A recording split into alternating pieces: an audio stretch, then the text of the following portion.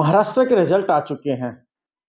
आज हम बात करेंगे कि महाराष्ट्र के रिजल्ट का हिंदुस्तान की अर्थव्यवस्था पर क्या फर्क पड़ेगा या उसका फर्क हमारे शेयर मार्केट पे क्या पड़ेगा।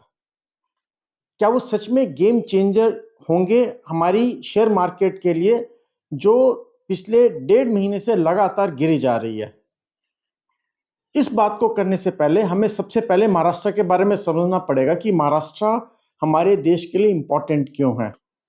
दोस्तों, महाराष्ट्र की जो जीडीपी है, ग्रॉस पर कैपिटा, मतलब पूरा महाराष्ट्र की जो कमाई है वो कितनी है? वो है तकरीबन 550 बिलियन डॉलर के आसपास। आप इसको इस तरह से समझिए कि पूरे भारत की जो कमाई है एक साल की, वो बैठती है 3550 बिलियन यूएसडी की, और महाराष्ट्र अकेले की कमाई 550 बिलियन यूएसडी है।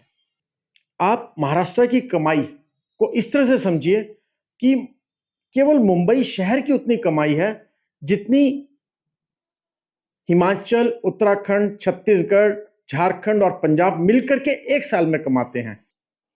और अगर हम महाराष्ट्र की कमाई देखें एक साल की, तो उसमें आप ये देखिए, उत्तर प्रदेश, बिहार, पंजाब, झारखंड, इन सब की कमाई को अगर आप मिलाकर के देखोगे तो वो पूरे पूरे महाराष्ट्र की कमाई है।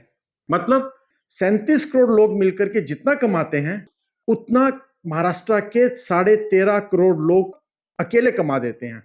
अगर हम इसको इंटरनेशनली देखें तो महाराष्ट्र प्रदेश एक साल में इतना कमाता है जितना श्रीलंका, पाकिस्तान, अफगानिस्तान, नेपाल, भूटान, मालदीव मिलकर के कमाते हैं।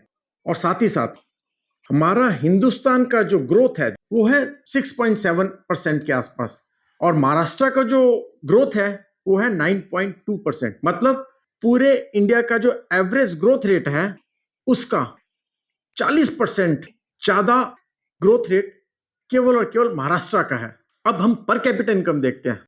एवरेज इंडिया की पर कैपिटा इनकम है 98,000 के आसपास, 98,000 पर ईयर पर कैपिटा, और महाराष्ट्र की पर कैपिटा इनकम बैठती है 2.8 लाख रुपीस। महाराष्ट्र का एक आदमी जितना कमाता है पूरे भारत के एवरेज 3 लोग कमा करके देते हैं। महाराष्ट्र में अगर एक स्टेबल गवर्नमेंट आती है तो डेफिनेटली उसकी ग्रोथ रेट पे फर्क पड़ेगा, उसकी इन्वेस्टमेंट, उसकी पॉलिसीज।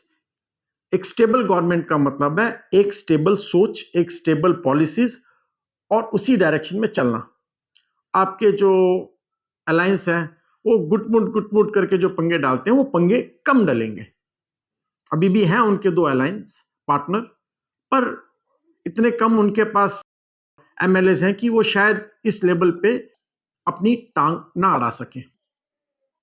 तो पहली चीज, महाराष्ट्र में एक स्टेबल गवर्नमेंट आएगी, स्टेबल पॉलिसीज बनेंगी, स्टेबल ग्रोथ होगी, और जब स्टेबल ग्रोथ होगी तो हमारी इकोनॉमी की एक स्टेबल अर्निंग होगी, हमारी अर्निंग बढ़ेगी, और जब हमारी अर्निंग बढ़ेगी तो हमारी शेयर मार्केट बढ़ेगी। ये तो पहली चीज।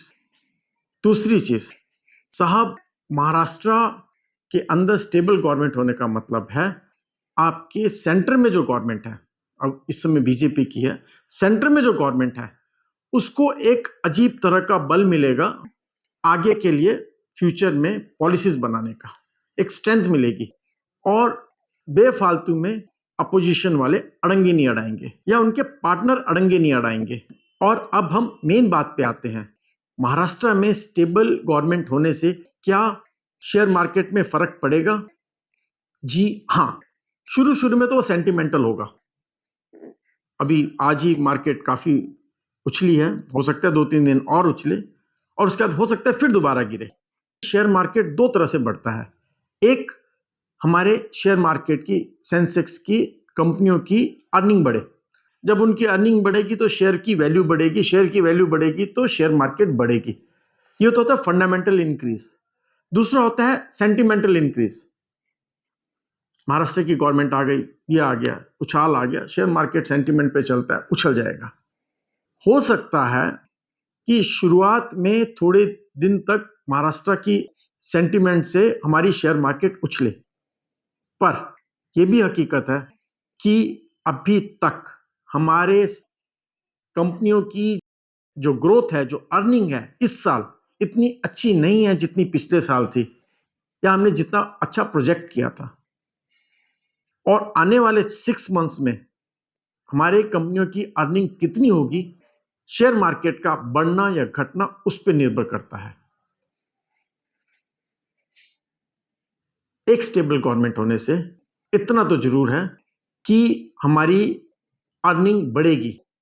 और एक कहावत है, there is many a slips between a cup and lips, मतलब चाय का प्याला मुंह तक आते आते कई बार छलक सकता है, गिर सकता है। आने वाले दिनों में गवर्नमेंट क्या डिसीजन लेगी, सेंटर की, महाराष्ट्र या बाकी स्टेट्स की, उस पर हमारी कंपनियों की ग्रोथ निर्भर करती है। अगर वो ग्रोथ अच्छी रही तो सर्टेनली हमारी मार्केट बढ़ेगी, और नहीं अल्लाह रखा। नमस्ते दोस्तों, मेरा नाम है विजय ठाकुर और मैं स्वागत करता हूं आपका आपके YouTube चैनल इंडिया हर्ट्स में।